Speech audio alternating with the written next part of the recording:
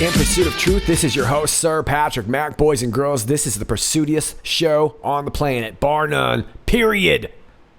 I don't have the stats to back that up, but I'm super confident today, and I hope you're super confident today too. We're going to get a bit pursuity, but mostly I just wanted to give you a rundown as to what is going on while Q is not posting.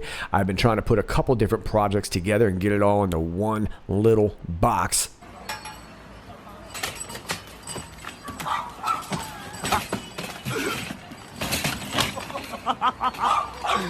Nailed it. Well, look, while Q has not been posting, I have been breaking down this Bill Priestap, who was former assistant director of the counterintelligence division at the FBI.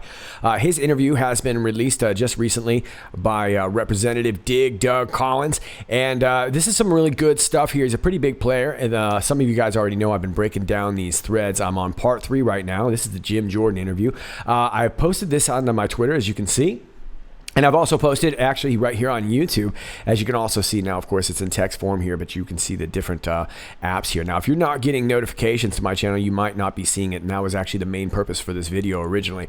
But I wanted to let you know that I do sometimes post updates here as to what's going on. So you can see this is part 3, this is part 2 here, and yesterday I posted part 1. Now, I do hope to put it together into a video, but I'd like to finish the whole darn thing first.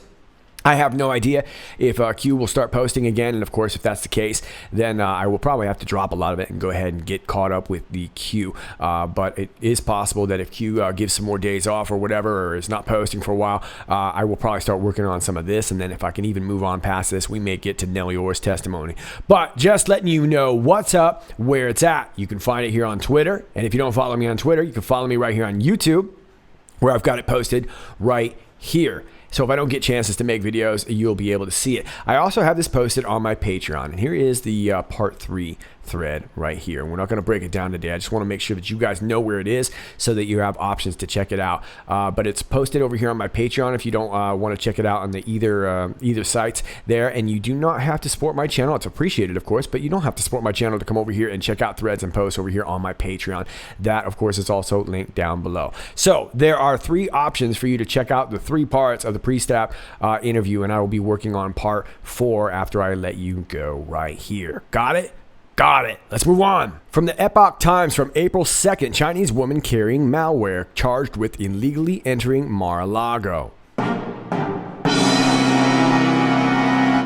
A Chinese woman carrying 2 foreign passports and a thumb drive containing malware managed to pass an initial security checkpoint at President Donald Trump's Mar-a-Lago club in Florida on March 30th, federal prosecutors allege in court documents. The president was in Florida at the Trump International Golf Club in West Palm Beach, according to White House press pool reports. Prosecutors charged Yujing Zhang, 32, with making false statements to federal agents and illegally entering a restricted area.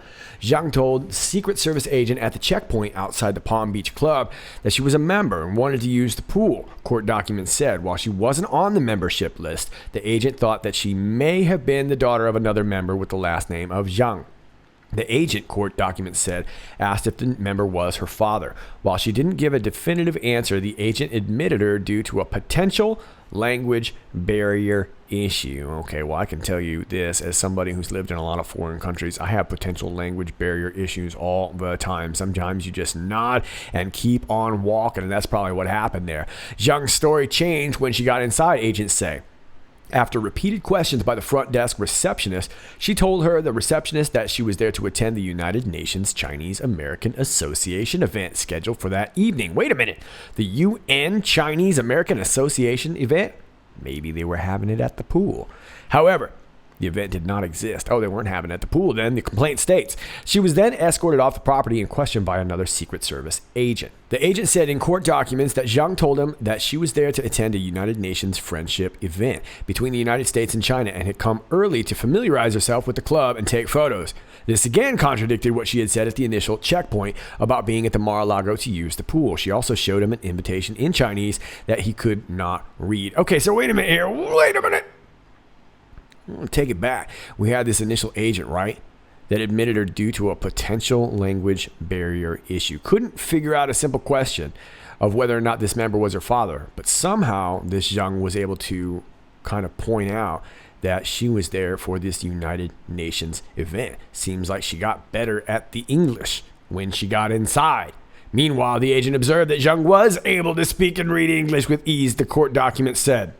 Zhang told the agent that she had traveled from Shanghai to attend the non-existent Mar-a-Lago event on the invitation of an acquaintance named Charles, whom she only knew through WeChat, a popular Chinese messaging app, the complaint said. And just on a side note, WeChat sucks.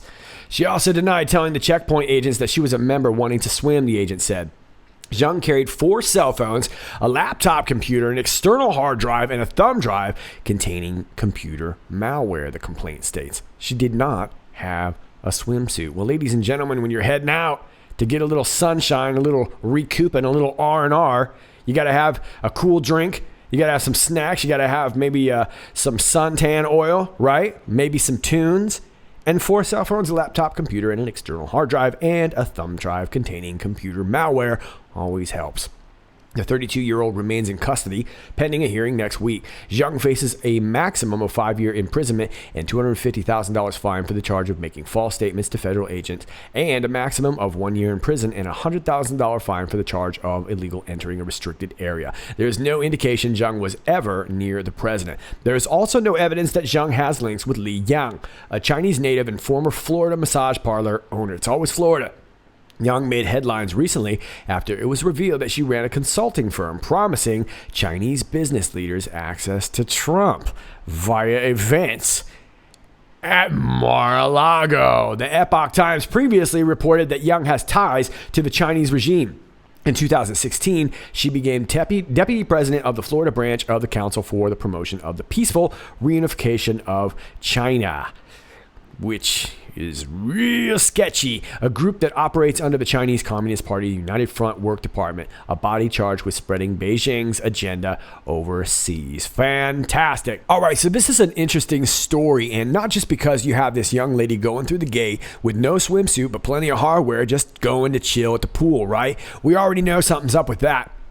Now, it says down here at the bottom, like I'd already read you here, there's also no evidence that Zhang has links with Li Yang. Li Yang is, yes, a massage parlor owner. However, she owned some of those massage parlors that were involved in that big Florida sting that involved some 300 people. One of them was the New England Patriots owner, Robert Kraft. And that was an interesting story, too, because they sort of swept it under the rug. Now, Robert Kraft, for those of you guys who don't know, he's the owner of the American football club, the New England Patriots, very successful American football club. And it would seem to me that a guy like that could go to any hotel he wanted with any woman he wanted. Wouldn't necessarily need to just go to some random massage parlor. But this seemed to have more implications. 300 arrests as to some sort of human trafficking. And, of course, when we think of human trafficking, we don't have to look too much further than the state of Florida. Right? Now, I also want to point out that this Li Yang, although there is no evidence that Zhang has links with Li Yang, this Li Yang was not charged. And she's very familiar with Trump. She's not only been to Mar-a-Lago many times, but she has been to the White House. You can see some here, a couple selfies here with the POTUS. She knows the POTUS. The POTUS seems to know her. She was not charged. I have no idea what her relation to this, if any, were. Some of these were her former massage parlors. But that's where it gets interesting. It's because one of these that she sold to a lady named Hua Zhang. And Hua Zhang and Yujing Zhang very well could be related. I'm not so sure, but that could be your link right there. But I did find it very interesting that she was wrapped up in this massage parlor scheme, and we haven't really heard much more about it. All right, so all in all, this is a pretty interesting story, and the reason I wanted to share it with you today is twofold. Number one, the content itself, but number two, I thought it might shed some light on kind of a general matter, being the breaks that Q gives from time to time. Now, for those of you who've been following QAnon for a while, you've seen this before, and we can't really predict it. Outwardly, it might seem like there's no rhyme or reason there, but Q will sometimes go days at a time. Sometimes it's a few, sometimes it's much more without posts. For those of you who are newer to QAnon, you might be suspecting as to why. Well, we're not really sure. We're not 100% sure, but I do think it's an important time when you get those breaks to kind of look at what's going on in the global climate of things. Now, this is a pretty big deal. This Chinese national wandered onto Lago, got past the first checkpoint, had all this computer equipment, wasn't going to a pool party, no swimsuit, and she had malware proven to be on whether it was her lappy or whatever it was, right?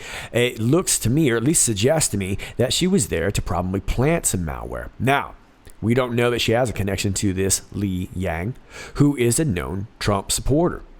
Another known Trump supporter is this Robert Kraft, who's been wrapped up in this whole thing. And like I said, a guy like Robert Kraft, if he wants to get up to some knuckleheadery, he can just go ahead and spring for the nicest hotel room in town, right? Why does he need to go to a massage parlor? Is he really wrapped up in this? I don't really know. But we do know that he is a friend of Trump, a supporter of Trump. And so is this Li Yang. Now, this Li Yang sold this spa to this Hua Zhang, who has the same last name as this Yujing Zhang.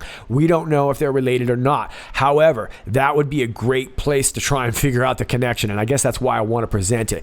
But I also think, like I said, that seems like something really devious going on right there, and that could maybe suggest to some of those of you who are newer to following QAnon why QAnon may not have the time to post. So I think there's some interesting leads there. That's all I got on that right now.